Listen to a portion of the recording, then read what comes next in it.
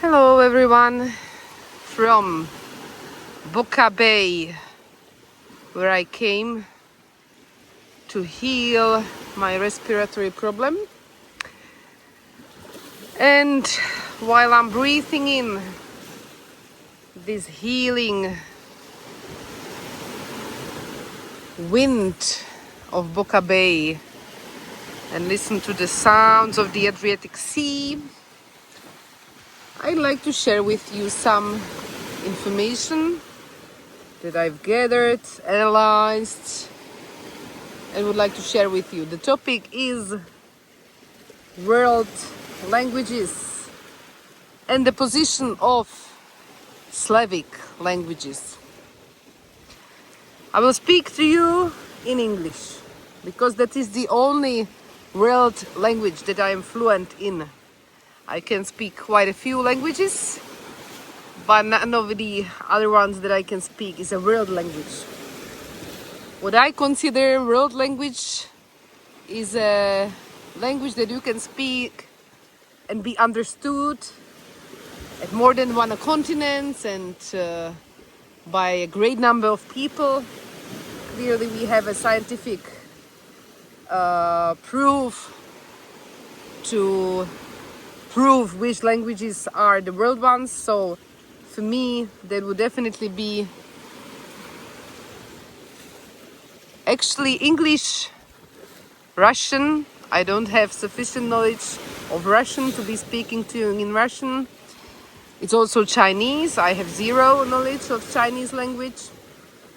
And actually it's also Spanish, definitely, because there are so many places on the planet where you can communicate in English and in Spanish, and among other things, even in the US, it seems to be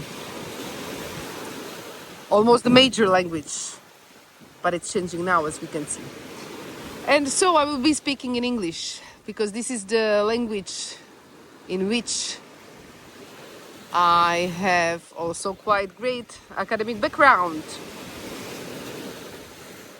I used to teach English at university back in the Czech Republic, and before that also at secondary schools and primary schools. And it's also the only language I was actually giving professional lectures in.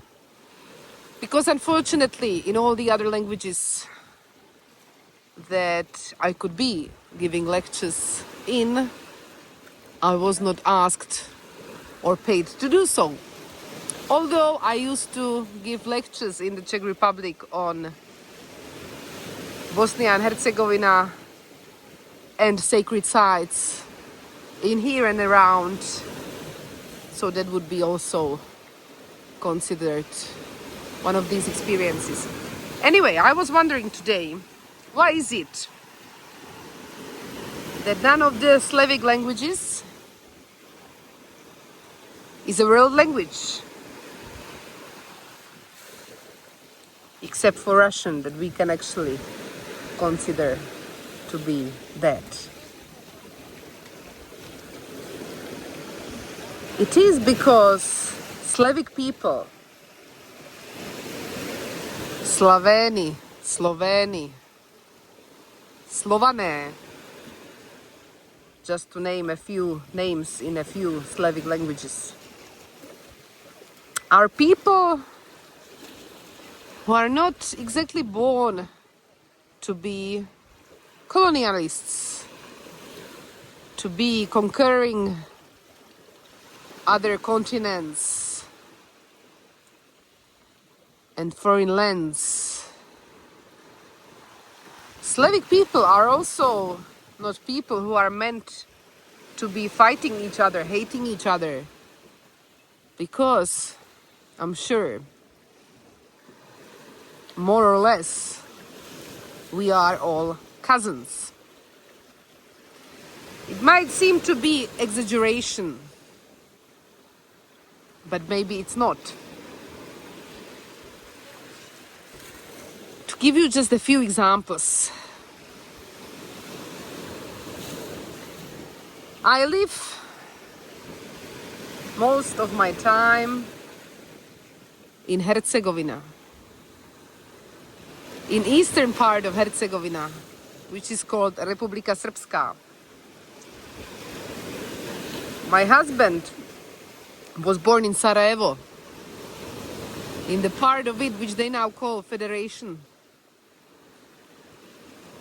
But he is of Serbian origin.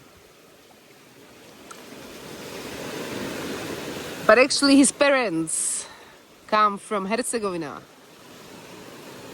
So altogether his origins are of Herzegovina. But before that, his ancestors flew to Herzegovina from Montenegro.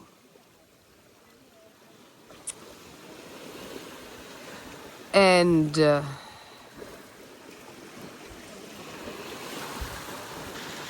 these are just two countries, three territories. During the war, he also spent many years in Croatia. Since I met him, I've been doing what is the task of a woman, and that is to be nourishing and nurturing and uniting not only him, but actually through some synchronicities, getting to know people who are his cousins. Some of them he knew about. Others we just, you could say, coincidentally met.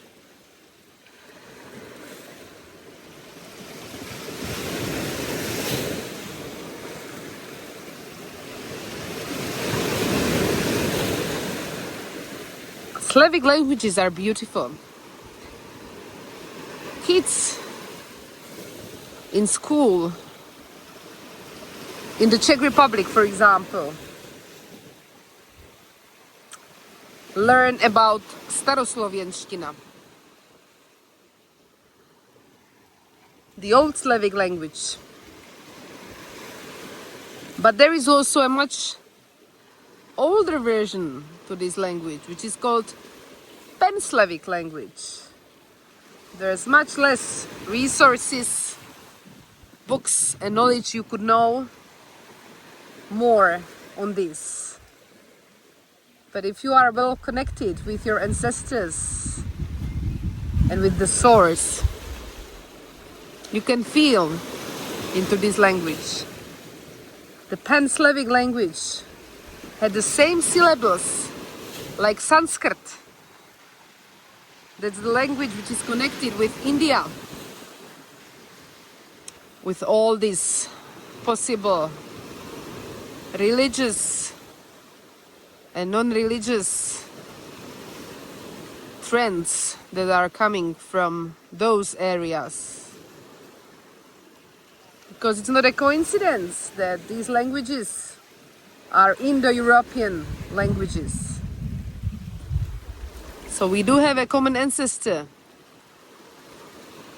We do have an old prehistoric language. Look at some words that refer to local names. For example, in Croatia you have a hill which is called Matokit. These are all syllables that can be translated in Sanskrit and also in Pan-Slavic language. They all actually had the same meaning. Ma being moon, Ra being the sun, Da being the earth, and so on. There were attempts to change the situation of Slavic languages. There was a research which was conducted parallelly by a Czech scientist and another scientist, I don't know, maybe from Holland, I forgot. And they actually came up with a language that is understood by all Slavic people.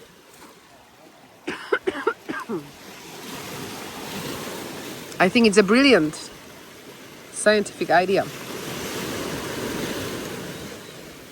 And I think that only if Slavic people unite, cooperate, co-create, we can be truly happy.